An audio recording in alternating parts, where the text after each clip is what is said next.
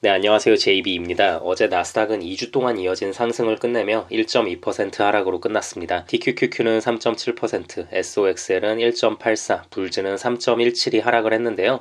혹시 우리 구독자분들도 들어보셨을지 모르겠는데 주식판에 유명한 말이 있잖아요. 악재라서 떨어지는 게 아니라 떨어질만 하니까 악재를 찾는 것이다. 증시를 떨어뜨릴 만한 시점이 오면 어떻게든 이유를 갖다 붙여서 결국 떨어뜨린다는 얘긴데요. 이 말이 저는 어제 상황에 딱 들어맞는 말이라고 보고 있습니다. 물론 어제 나온 지표가 악재가 아니라는 소리는 아닙니다만 일단 어제 시장은 발표되는 지표가 어떤 식으로 나오건 하락을 할 수밖에 없었다고 보고 있습니다. 제가 이렇게 생각하는 이유에 대해선 어제 시황에 대해 간략한 설명 후 바로 말씀드리도록 하겠습니다. 우선 장 초반에는 분위기가 굉장히 좋았습니다. 장이 열리기 전에 발표된 PPI 생산자 물가지수 상승률이 전월 대비 0.5%가 하락을 해버리면서 예상치였던 마이너스 0.1%보다도 훨씬 더 큰 하락폭을 보이며 인플레가 둔화되고 있다는 부분에 또 한 번 시장이 환호를 했고 이로 인해 장 초반 증시를 강하게 들어 올렸습니다. 자, 그런데 이렇게 좋았던 증시 분위기가 왜 갑자기 힘을 더 못 받고 떨어졌냐면요. 뒤이어 발표된 소매 판매 지수가 안 좋게 나왔기 때문인데요. 12월 소매 판매가 전월과 비교해서 1.1%가 줄어버리면서 예상치였던 마이너스 0.9보다도 훨씬 더 크게 감소를 했습니다. 결국 그러니까 이게 뭐냐면요. 사람들이 물건을 잘 사지 않는다는 뜻이고 또다시 한번 경기 침체에 대한 두려움이 시장을 뒤덮을 수밖에 없었습니다. 사람들이 물건을 잘 사지 않는다는 말은 당연히 기업들에 대한 실적 악화의 공포로 이어질 수밖에 없으니까요. 사실 그동안 시장은 어떻게든 모든 지표를 좋은 쪽으로 해석하며 무려 2주 동안 상승 랠리를 펼쳤습니다. 이때 결국 상승의 이유가 뭐였냐면 이거 물가는 잡히는데 경기 침체는 오지 않는 최고의 상태인 골디락스 시나리오도 가능한 거 아니냐는 게 주된 이유였습니다. 하지만 어제 소매 판매가 크게 줄어버린 지표가 나오면서 또 거기에 최근 상당히 안 좋게 나온 뉴욕 제조업 지수라던가 마이크로소프트나 아마존과 같은 대표 대기업들이 10,000명이 넘는 단위의 직원을 해고한다고 발표한 부분들을 고려했을 때 그리고 대표적인 매파 위원인 블라드가 어제 또 한 번 시장에 위협을 가하는 센 발언들을 한 걸 봤을 때 역시 경기 침체를 피할 수는 없겠구나 라고 판단을 하고 시장을 하락시켰다고 보시면 됩니다. 근데 이게 한편으로는 좀 웃겨요. 저는 지금도 계속 생각이 드는 게 어제 만약 소매 판매 지수가 좋게 나왔다고 하더라도 증시는 하락을 했을 겁니다. 소매 판매가 좋게 나오면 또 분명 이런 식으로 해석을 했을 거예요.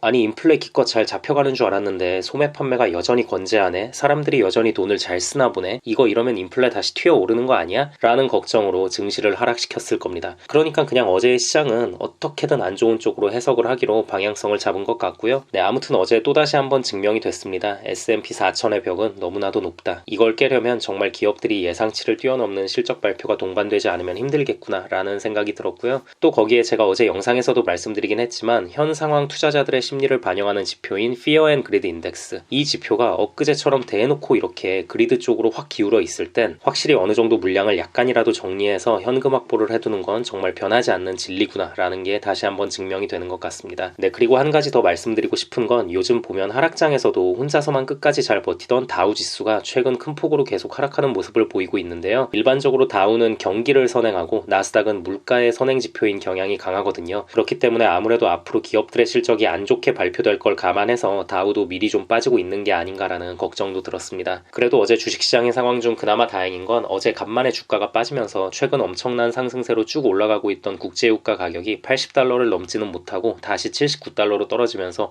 일단 상승세가 꺾였다는 점입니다. 그러니까 이게 참 어쩔 수 없는 연준의 딜레마인 것 같습니다. 주식시장이 박살나길 바라진 않지만 어쨌든 인플레를 잡아야 하는 상황에서 주식시장이 오르면 인플레를 잡는데 최근 크게 기여를 많이 하고 있는 국제유가의 가격이 계속 튀어오릅니다. 국제유가 가격이 계속 치솟으면 잘 빠지던 CPI 수치의 하락폭도 둔화될 수밖에 없겠죠. 당장 서비스 인플레가 꺾이길 바라는 건 좀 힘든 상황이니까요. 결국 두 마리 토끼를 다 잡는다는 게 얼마나 힘든가를 보여주는 상황인 것 같습니다. 네, 아무튼 이렇게 종잡기 힘든 어지러운 장세이긴 하지만 오히려 이런 어지러운 장세를 역이용해서 우리 구독자분들은 그때그때 대응을 잘 하고 계신다고 생각합니다. 앞으로도 여러분들이 더욱 효과적인 대응을 하시는데 도움이 될 수 있는 정보를 전달드리기 위해서 노력하겠습니다. 그럼 오늘 영상은 여기까지 하도록 하고요. 오늘도 새롭게 멤버십 가입을 해주신 분들이 계셔서 감사 인사 드리고 마무리하도록 하겠습니다. 자스민님 맥도날드 멤버십 가입 감사드립니다. 전영노을님 스타벅스 멤버십 가입 감사드립니다. 김얌몽님 스타벅스 멤버십으로 업그레이드 해주셨네요. 감사드립니다. 아라미스님 스타벅스 멤버십 가입 감사드립니다. 김윤님 스타벅스 멤버십 멤버십 가입 감사드립니다. 김진환님 코카콜라 멤버십 가입 감사드립니다. 안개꽃님 스타벅스 멤버십 가입 감사드립니다. 환희님 스타벅스 멤버십으로 업그레이드 해주셨네요. 감사드립니다.